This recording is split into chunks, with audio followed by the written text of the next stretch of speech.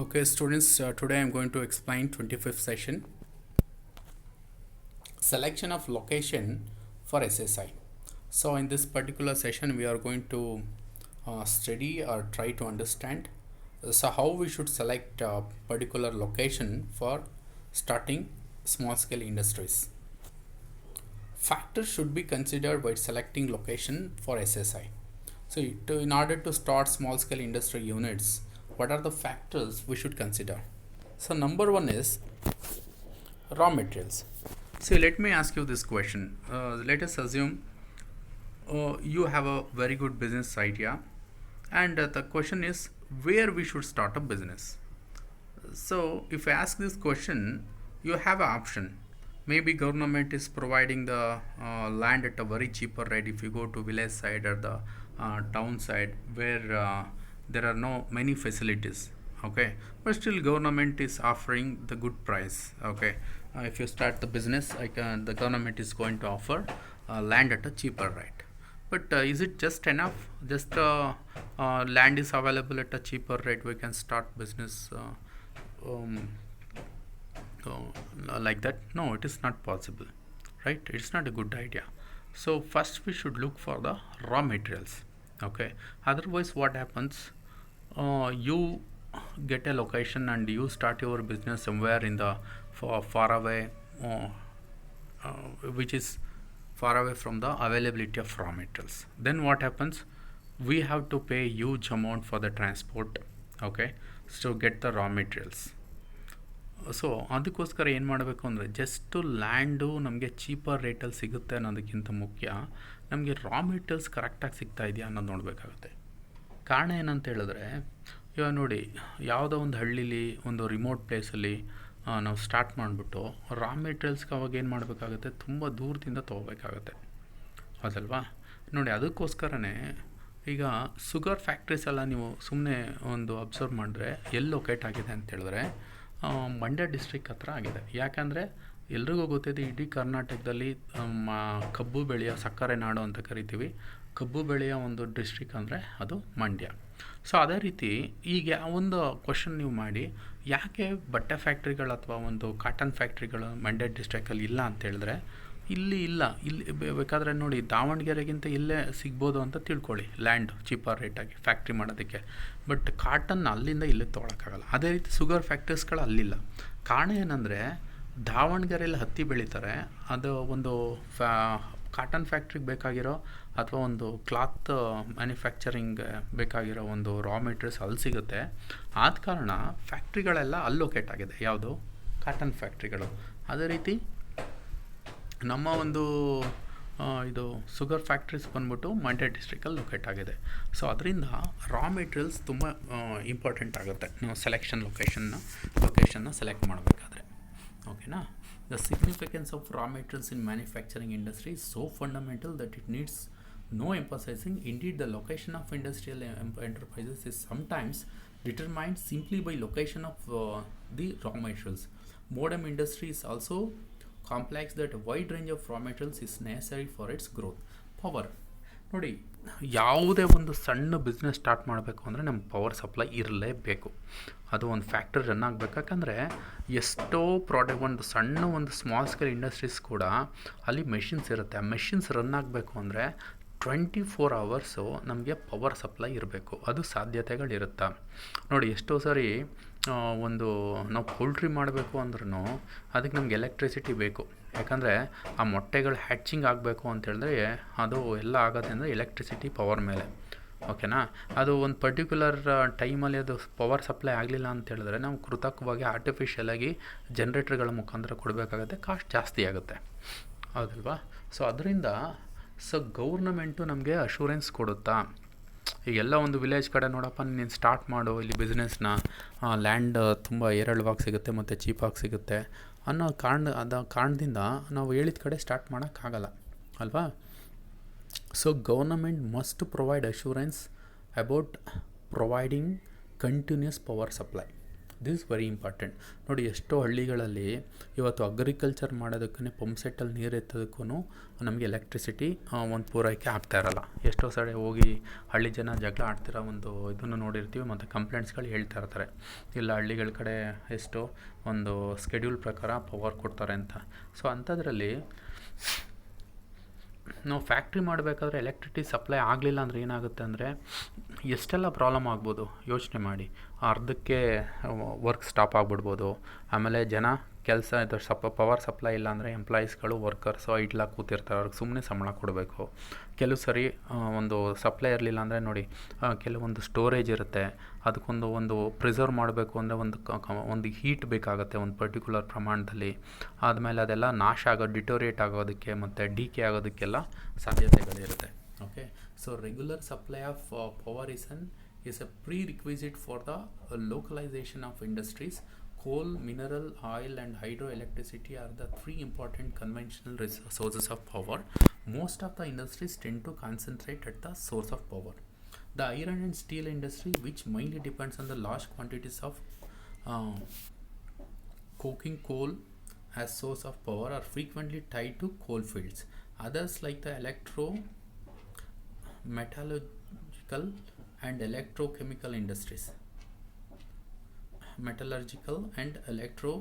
industries, which are great users of cheap hydroelectric power, are generally found in the areas of hydropower production, for instance aluminum industry.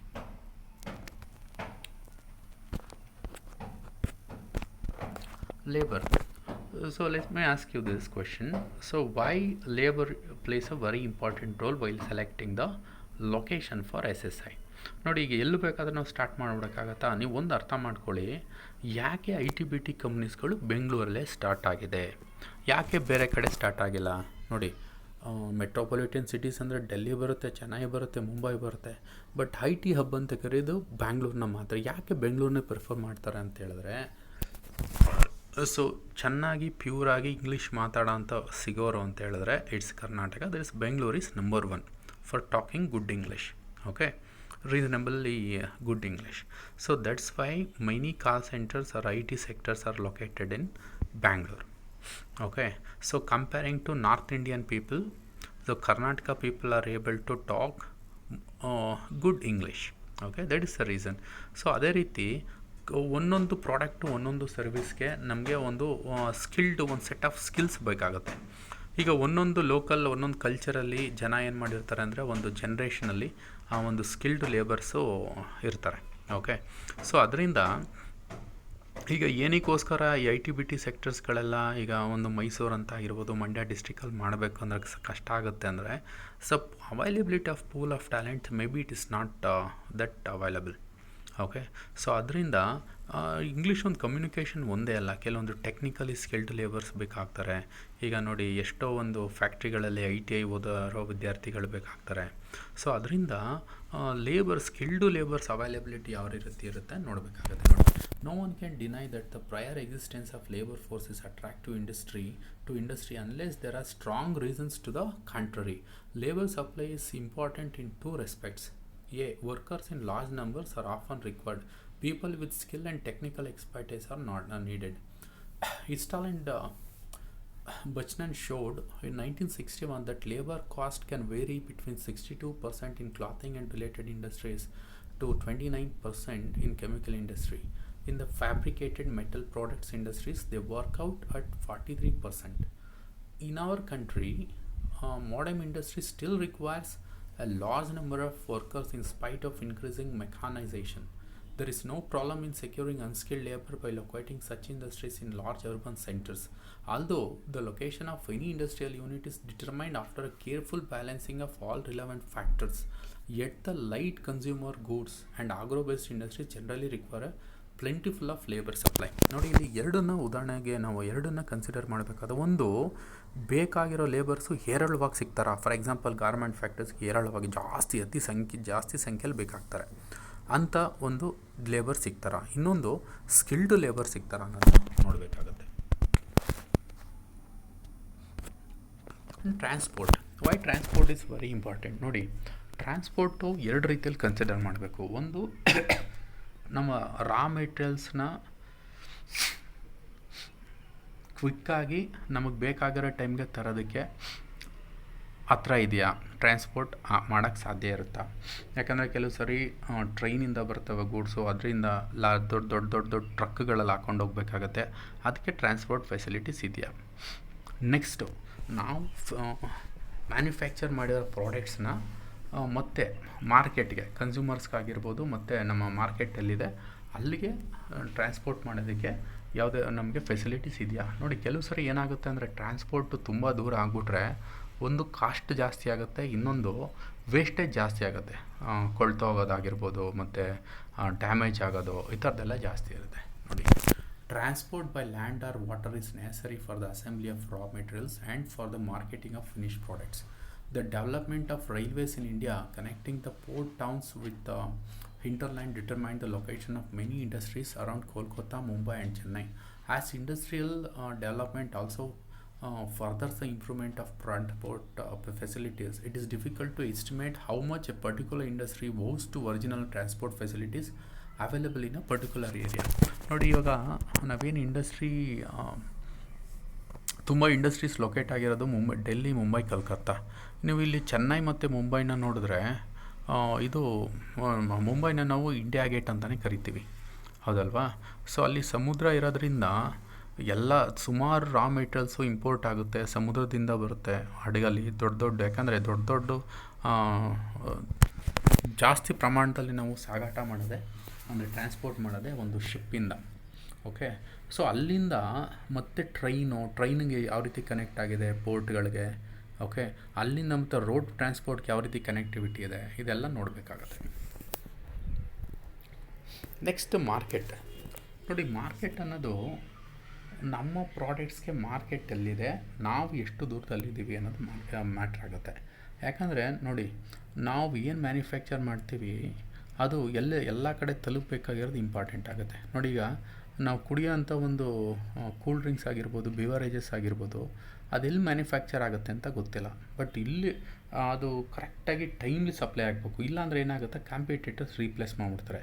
ಈಗ for example ನೋಡಿ, ನಮಗೆ mango juice ಇಷ್ಟ, ಮಾಜಾ ಬೇಕು ಅಂತೀವಿ, okay, ಅಥವಾ slice ಇದೆ. ಈಗ ಎರಡೂ ಕೂಡ ಏನೋ ಫ್ರೂಟಿನೂ ಇರುತ್ತೆ. ಬಟ್ ನಮಗೇನಾಗುತ್ತೆ, ನಾವು ಮಾಜಾ ಕೇಳಬೇಕು, ಮಾಜಾ ಅಂದ್ಬಿಟ್ಟು ಕೇಳ್ತೀವಿ. ಬಟ್ ಅದು ಇರಲಿಲ್ಲ ಅಂದರೆ, ಸ್ಲೈಸ್ ಇದೆ ಅಂದರೆ ನಾವು ಏನು ಮಾಡ್ತೀವಿ, ಅದನ್ನೇ ತಗೊಳ್ಳೋ ಸಾಧ್ಯತೆ ಇರುತ್ತೆ. ಆವಾಗ ನಮ್ಗೆ ಸ್ಲೋಲಿ ಏನಾಗುತ್ತೆ ಅಂದರೆ ಶಿಫ್ಟ್ ಆಗಿಬಿಡೋ ಸಾಧ್ಯತೆ ಆಗಿರುತ್ತೆ ಕಸ್ಟಮರ್ಸು. ಸೊ ಅದರಿಂದ ಏನಾಗುತ್ತೆ ಅದಕ್ಕೋಸ್ಕರ ಏನು ಮಾಡಬೇಕಂದ್ರೆ, ಮಾರ್ಕೆಟಲ್ಲಿ ನಮ್ಮ ಪ್ರಾಡಕ್ಟ್ಸು ಮತ್ತು ಸರ್ವೀಸು ನಿರಂತರವಾಗಿ ರೆಗ್ಯುಲರಾಗಿ ಅವೈಲಬಿಲಿಟಿ ಇರೋದನ್ನ ನಾವು ನೋಡಬೇಕಾಗತ್ತೆ. The entire process of manufacturing is useless until the finished products reach the market. Okay, nearness to market is essential for quick disposal of manufactured goods. It helps in reducing the transport cost and enables the consumer to get things at cheaper rates. It is becoming more and more true that industries are seeking locations as near as possible to their markets. It has been remarked that market attractions are now so great that a market location is being increasingly regarded as the normal one, and that a location elsewhere needs very strong justification. Okay. Water. ನೋಡಿ, ನೀರು ತುಂಬ ಪ್ರಮುಖ ಪಾತ್ರ ವಹಿಸುತ್ತೆ.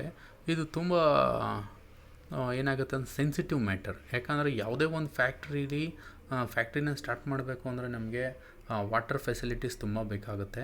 But ನೋಡಿ, ಅಲ್ಲಿರೋ ಒಂದು local water resource ಏನಿದೆ ಅದನ್ನು ನಾವು ಪೊಲ್ಯೂಟ್ ಮಾಡಬಾರ್ದು. ಎಷ್ಟೋ ಸರಿ ಏನಾಗುತ್ತೆ, ಪಬ್ಲಿಕ್ ಆಗಿರ್ಬೋದು, ಅಲ್ಲಿರೋ ಒಂದು ಲೋಕಲ್ ಪೀಪಲಿಂದ ದಂಗೆ ಹೇಳೋ ಸಾಧ್ಯತೆ ಇರುತ್ತೆ. ಯಾಕಂದರೆ ನಾವು ಅಲ್ಲಿರೋ ನೀರನ್ನ ಯೂಸ್ ಮಾಡ್ಕೊಬಿಡ್ತೀವಿ, ಅದು ಬೇರೆದಕ್ಕೆ ಸ್ಕೇರ್ಸಿಟಿ ಉಂಟಾಗುತ್ತೆ.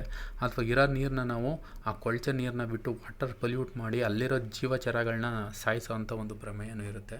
ಸೊ ಅದರಿಂದ ನಾವು ಸೆಲೆಕ್ಟ್ ಮಾಡ್ಕೋಬೇಕಾದ್ರೆ ಯಾವ ರೀತಿ ಆ ನೀರನ್ನ ಯಾವ ರೀತಿ ಡಿಸ್ಪೋಸ್ ಮಾಡ್ತೀವಿ, ವೇಸ್ಟ್ ವಾಟರ್ನ, ಅದೇನಾದರೂ ಒಂದು ಚೆನ್ನಾಗಿರೋ ವಾಟರ್ಗೆ ಒಂದು ಮಿಕ್ಸಪ್ ಆಗ್ತಿದೆ ಅನ್ನೋದನ್ನು ನೋಡಬೇಕಾಗತ್ತೆ.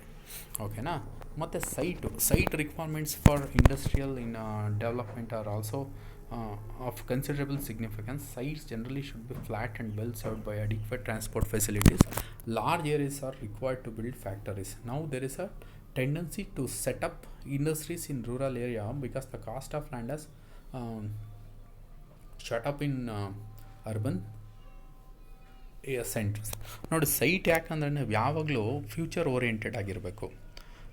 ಯಾವಾಗಲೂ ನಮ್ಮ ಬಿಸ್ನೆಸ್ ಬೆಳೀತದೆ ಅನ್ನೋ ಒಂದು ಕಾನ್ಫಿಡೆನ್ಸಲ್ಲಿ ಅಥವಾ ಒಂದು ಮನೋಭಾವನೆಯಲ್ಲಿ ಸ್ಟಾರ್ಟ್ ಮಾಡಬೇಕಾಗುತ್ತೆ. Because future business always it tend to expand. Okay, day by day when our business grows, we require more land, more site. Okay, and when you require more branches, and we have to start businesses.